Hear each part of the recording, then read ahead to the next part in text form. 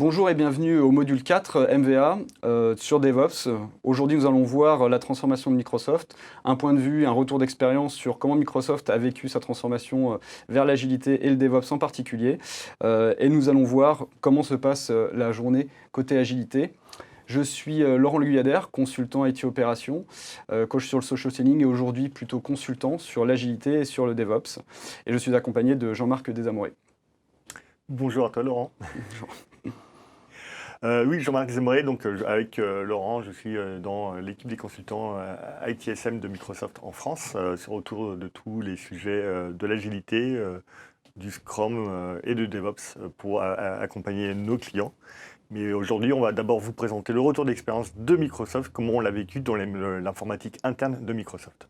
The Power of Swing, en fait, depuis mars 2014, Satya Nadella, notre nouveau CEO, nous cite un livre qui s'appelle The Boys in the Boat, qui relate l'histoire de 9 universitaires américains, Washington, dans leur quête épique, les ont menés à la médaille d'or des Jeux Olympiques de Berlin en 1936.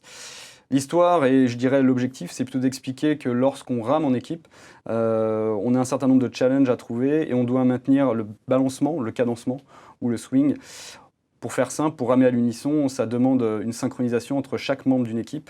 C'est là-dessus qu'on peut se poser la question dans quelle mesure on va pouvoir balancer ensemble vers un objectif commun. Alors pourquoi le changement ?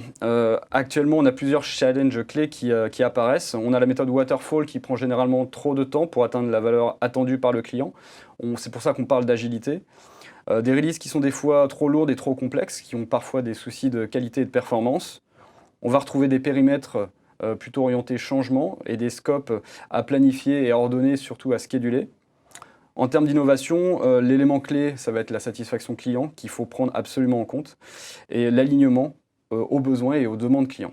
Si on parle de pierre angulaire de la journée, on parle de journée IT en l'occurrence, on a besoin de penser cet aspect culturel. C'est toujours ce shift en termes d'état d'esprit qu'on va rechercher, permettant aux leaders et aux équipes d'adopter une nouvelle approche ensemble pour fournir un alignement et puis être capable par la suite d'utiliser ça en termes de pratiques et d'outils appliqués. Donc là, ce qu'on peut voir, par exemple, concernant Satya Nadella, c'est cette notion de growth mindset qu'on va retrouver faisant partie de la nouvelle culture, du nouveau mode de pensée de l'entreprise, sur lequel on va essayer de développer l'ensemble des compétences et des possibilités de chacun. Lorsqu'on parle de growth mindset, on va faire un petit focus côté Microsoft, plutôt dans l'aspect One Microsoft. Dans le monde agile, DevOps, il y a d'autres façons de mener les équipes modernes d'ingénierie vers le succès. Sur ces principes, on va retrouver une application vers ce fameux changement de culture, ce growth mindset, pour embrasser tout ce qui est apprentissage et développer une philosophie permettant d'aller de l'avant et surtout basée sur une façon de penser plutôt empirique, basée sur l'expérimentation, le fail and learn, permettant de s'améliorer. Sur cet apprentissage, on va parler de constant learning, on va parler d'ouverture à des idées, chercher des nouvelles idées, apprendre et surtout prendre en compte les feedbacks qui sont donnés. On va prendre en compte la notion de risque, savoir expérimenter, ne pas avoir peur de l'échec, mais plutôt se préparer à se relever pour passer à la prochaine étape. Embrasser les challenges pour ne pas rester dans sa zone de confort et justement aller chercher d'autres types de challenges. En termes de focus client, on va plutôt rester sur la partie Customer Obsessed pour ce côté cycle de build, release, optimisé, courte, mais effectivement apportant un maximum de valeur à chaque fois qu'on passe à l'étape suivante. Tout ça pour effectivement faire la différence, créer un environnement et être capable, je dirais, d'insuffler de la motivation, de la confiance pour résoudre des situations compliquées. Et ça, c'est quelque chose qui est fondamental pour rentrer dans un environnement dynamique et agile. Concernant le manifeste agile, ou Agile Manifesto, on est sur des guidelines, des principes qui sont effectivement suivis. Le but, c'est plutôt de préférer certains sujets. On embrasse ces principes de l'agilité. Donc, ça date de 2001.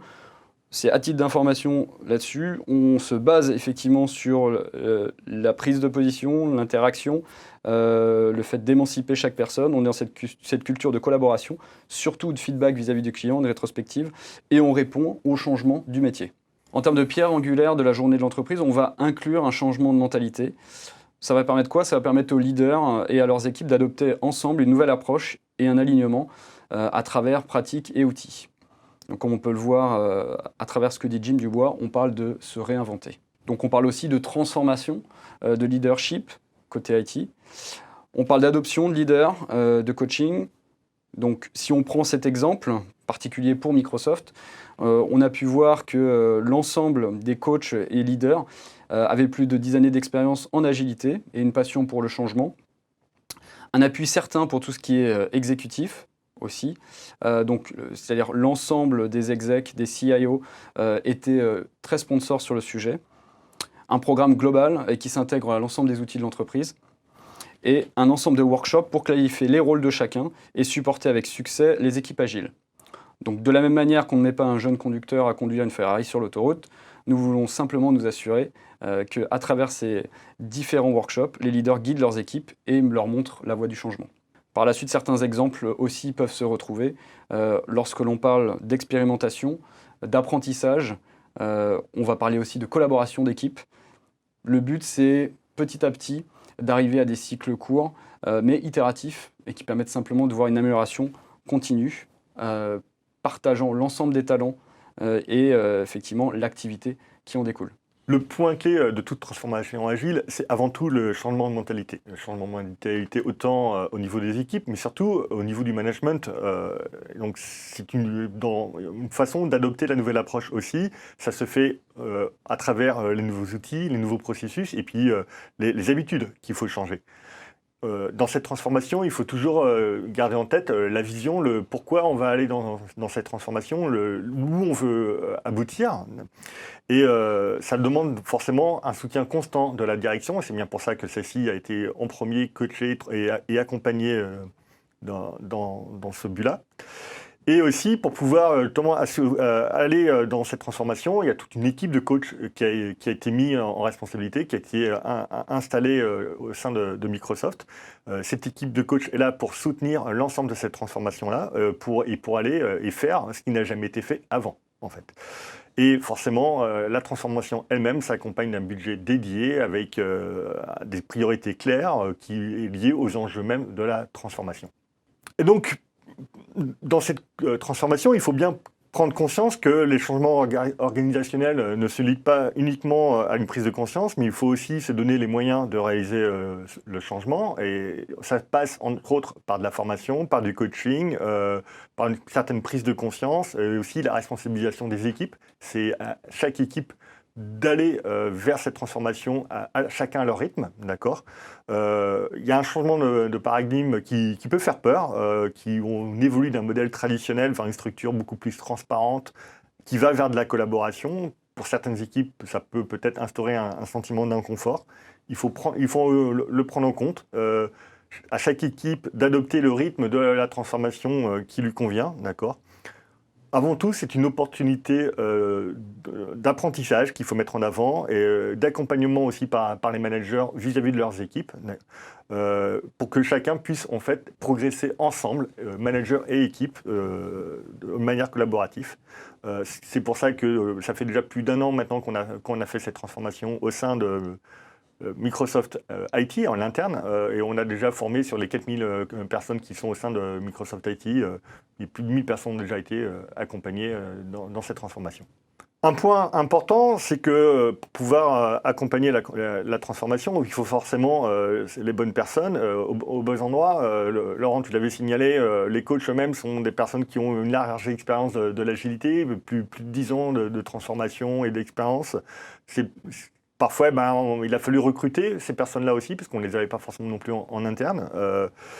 Et les managers et l'ensemble des parties prenantes dans le pilotage des projets ont aussi eux-mêmes été accompagnés. On les a formés sur le nouveau modèle d'engagement de Microsoft. La manière de piloter les projets a changé et a évolué.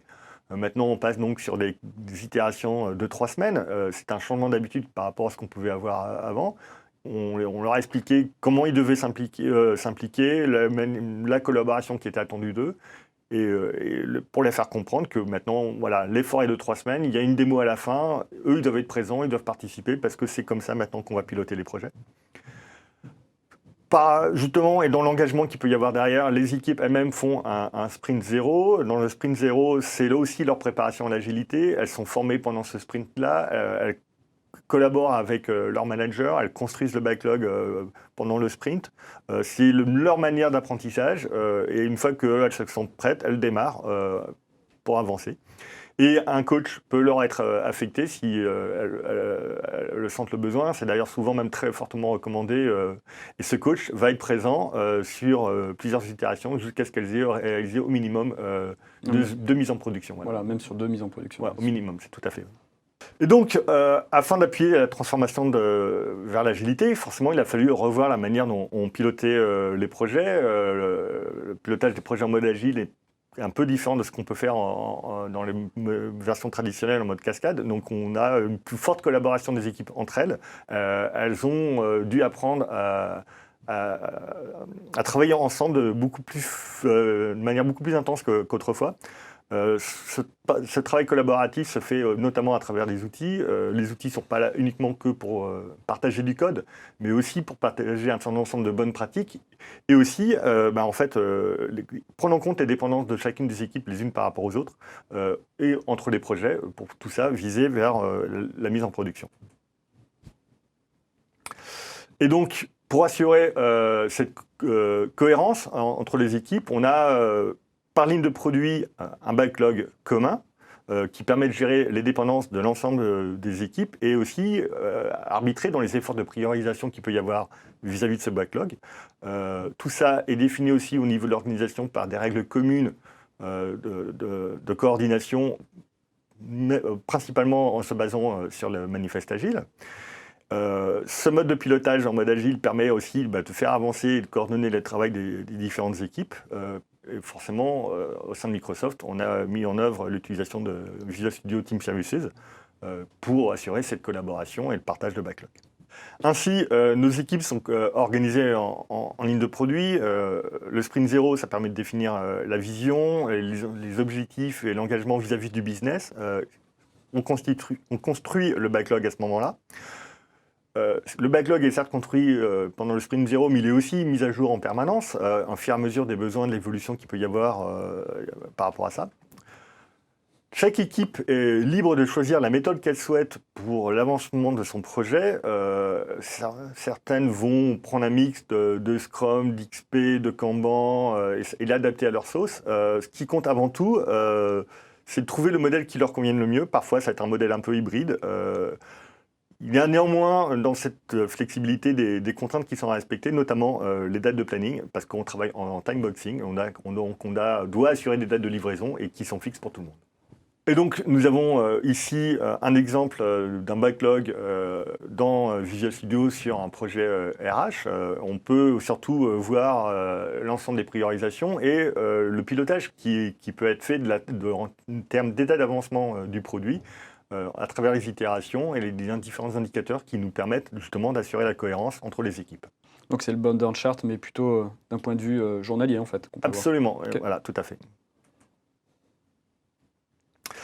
Et donc cette transformation, elle est possible, c'est avant tout grâce à l'effort de tout le monde, de toutes les parties prenantes, puis surtout le feedback permanent qui en est fait à travers les équipes qui ont expérimenté ça, au niveau de la communauté. Le but, c'est bien d'échanger à travers Microsoft les réussites de chacun et éventuellement les difficultés que ceux-ci peuvent avoir. Cela se fait à travers un Yammer que nous avons mis en place qui permet d'échanger tout ce qui est trucs et actus. Le but, c'est de faire de l'apprentissage, pas rester dans son coin de manière isolée. On avance, on collabore et on apprend du travail de chacun pour pouvoir partager et expérimenter sur l'agilité. Et donc, la communauté, le partage qu'il peut y avoir à travers cette communauté agile, c'est vraiment le clé de l'amélioration continue de Microsoft. La communauté est là pour porter l'ensemble des sujets de l'agilité dans Microsoft. Elle est animée par tous les coachs agiles de Microsoft. Cette communauté est là pour aider l'ensemble de Microsoft dans les sujets de l'agilité, pour porter le message et la valeur qu'il y a derrière, entre autres à travers le manifeste agile. Et là, elle veille aussi à ce que les équipes ne s'éloignent pas trop du modèle qu'on essaye de mettre en œuvre. Certaines équipes peuvent être tentées de revenir sur un mode en cascade parce qu'elles trouvent que c'est trop difficile. On est là pour les orienter, les coacher, les accompagner. On va animer des formations, des sessions de sensibilisation. autant au niveau des équipes que des managers. Le but, c'est vraiment d'essayer, d'apprendre et de mettre en œuvre des expérimentations à chaque équipe de Microsoft. Même allons sur l'expérimentation et les initiatives plus locales, en fait. Ah, tout à fait, voilà. Et donc, le partage entre les équipes, justement, va contribuer à mettre en œuvre cet environnement agile autour d'un esprit collaboratif et transparent. Le point important aussi, c'est la coordination des équipes entre elles, parce que tous n'ont pas forcément les mêmes niveaux de maturité et de rythme dans l'agilité. Donc, les coachs sont là aussi pour mettre en œuvre des points de suivi et de coordination. Des ateliers spécifiques ont même été mis en œuvre justement pour assurer ce suivi régulier. Le but, c'est aussi de partager les bonnes pratiques. Faire des coachs de coach, parce que c'est ça qui est important, c'est aussi faire monter les personnes en responsabilité dans l'agilité au niveau de Microsoft et d'apprendre des premières équipes qui elles-mêmes vont partager leur réussite ou leur échec. Le but, c'est cet esprit d'amélioration continue qu'on essaye de mettre en avant. Et maintenant, les premières équipes sont complètement autonomes, sont capables de se coordonner entre elles de manière régulière et synchronisée en toute autonomie. Et en toute confiance. Et en toute confiance. Ok, donc si on veut résumer, on a, en termes d'éléments à prendre en compte, hein, on a le côté agile, le fait d'être agile, une façon de penser empirique et expérimentale pour se développer et trouver sa voie. Chaque journée est unique, pas forcément besoin de guide, de playbook, en l'occurrence. Le côté client, métier, je dirais coach et leader, c'est quelque chose de clé pour adopter l'agilité et atteindre les bénéfices escomptés. Un focus sur tout ce qui est but, objectif dans cet alignement, beaucoup plus important que le fait de développer des solutions. On a besoin d'automatiser versus le fait d'être en mode continuous delivery, ou le côté par exemple formation et certification. Si c'est quelque chose qui ne sert pas forcément, dans ce cas-là, à quoi ça sert si ce n'est pas appliqué? En termes d'approche, on va retrouver cette notion de résultat qui est suivie. C'est une approche commune, c'est un vocabulaire commun qui est partagé et qui aide à unifier et simplifier l'adoption. Et par la suite, la notion de données aussi, qui permet de bénéficier, on va dire, du meilleur chemin à adopter par rapport aux besoins et aux critères clients. Par la suite, on va retrouver cette notion aussi de stratégie et d'outils qui permet simplement de fréquemment reprendre cette notion de valeur, se la faire challenger et être capable de l'implémenter directement dans les outils collaboratifs. Donc, passer un état d'esprit d'agile, ça facilite le changement de culture. Et pour résumer, le succès est plus basé sur le changement de culture que sur n'importe quel autre aspect. L'esprit collaboratif et d'agilité. Tout à fait. Il est clé de s'assurer que l'agilité soit vue comme un moyen et non un but en soi. Donc pour toute organisation, la transformation agile peut aussi prendre du temps. Ce n'est pas quelque chose qui se fait dans un claquement de doigts. La citation qu'on peut voir, « Agility is a journey, not a destination », va simplement pointer le fait que lorsqu'on parle d'agilité, on parle d'une longue journée ou d'un chemin à parcourir et non d'une destination. Et je vous conseille d'aller regarder l'expérience qui a été faite en termes de continuous delivery concernant Bing, qui est assez intéressante de ce point de vue. Et bien cela conclut notre module 4 sur DevOps au niveau MBA. Nous vous souhaitons effectivement une bonne journée, toute pleine d'agilité, et on espère vous revoir très bientôt. À bientôt, et j'espère que vous-même, vous allez prendre le chemin de la transformation vers l'agilité avec succès.